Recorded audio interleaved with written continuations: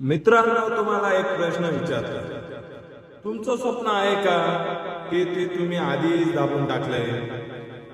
आयुष्यात यश मिळवायचं असेल तर एकच गोष्ट लक्षात ठेवा. ध्येय ठरवणं म्हणजे अर्धी लढाई जिंकणं.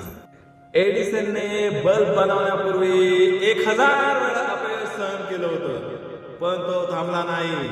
कारण त्याला माहित होतं, मी अपयश नाही, मला फक्त 1000 मार्ग सापडले नाही.